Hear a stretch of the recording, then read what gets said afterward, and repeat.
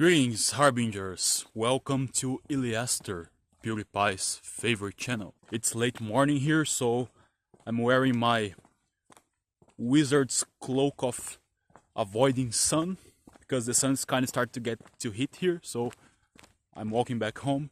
And I'd like to talk about confirmation bias, the downfall of DNA.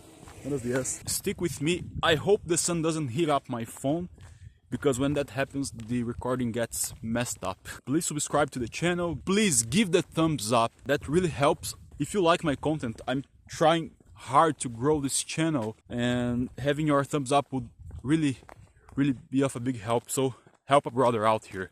Thank you. Let's go to the video. Confirmation bias, the downfall of DNA. What does that mean? Well, first and foremost, what is confirmation bias, and why is this thing making people stupid? Yes.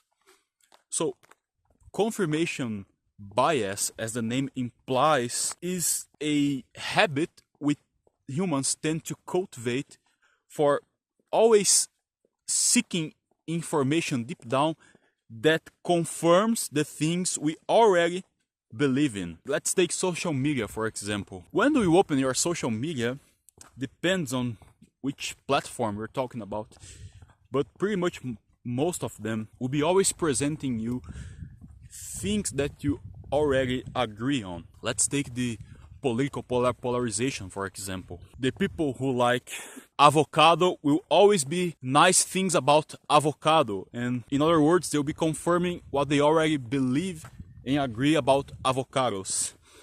The people who likes, I don't know, grapes will all be seeing things about grapes. They like grapes, everything grapes provide, support and talk. They agree, they like, they interact. So, and the algorithm will keep showing them that grapes are good and avocados are bad, and vice versa. The other side will be seeing like avocados as great and great.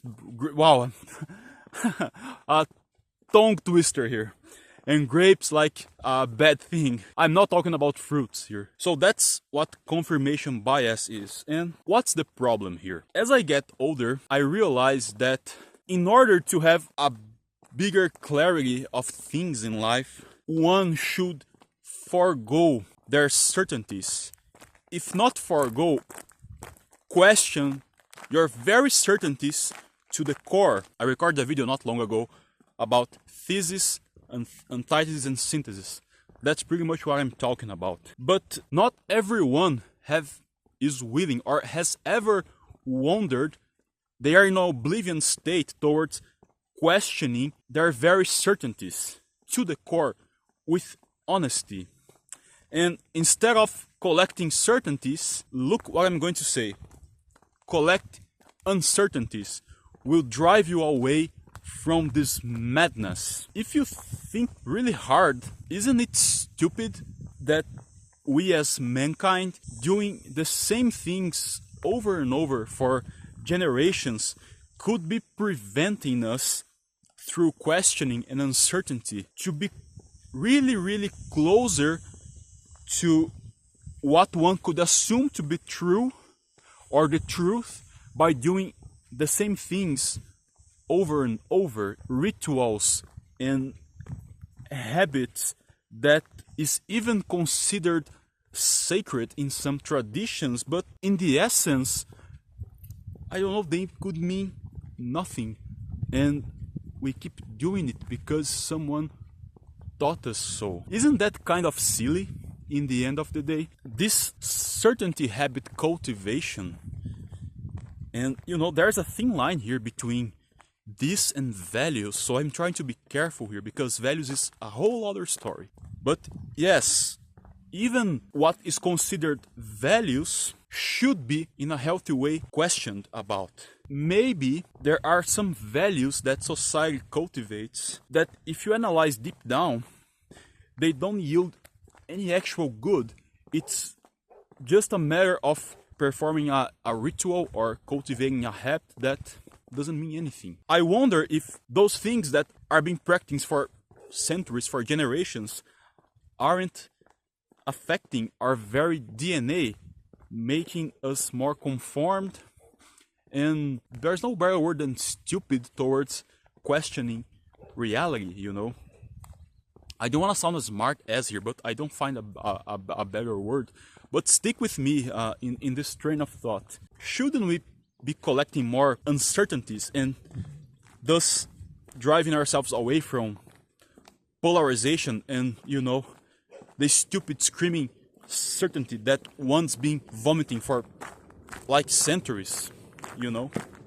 I'm questioning everything here. Since my own beliefs, if we have this capability, why aren't we using it more? That's the question I'd like to ask you here. We humans have this sagacity, this way to look at things through several angles and draw different conclusions and to really think about things and question them to the core. But if you compare this very sagacity that's presented in our traits as humans and compare with some traditions, religious traditions, for example, you can see that this very sagacity is driven away, and one should accept the traditions as they are and not question them.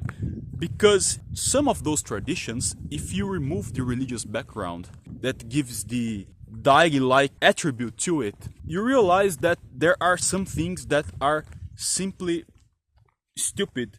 Again, if you remove the religious background from it. So we ought to pay attention to this question and try to break down what's that really about and if it makes sense. I'm not here trying to attack any religion or any belief.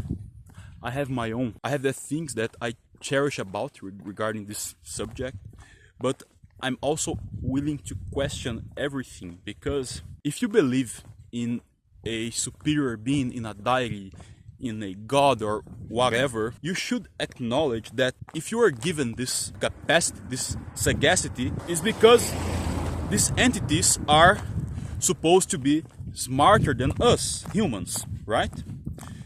So if you are given this capacity, why don't we question to get to the core of what kind of behaviors and how does such deities think and what are their personality traits? Have you ever wondered about those things? Or do you think God is like an old guy with a big white bear that just creates things, you know? What's a god like?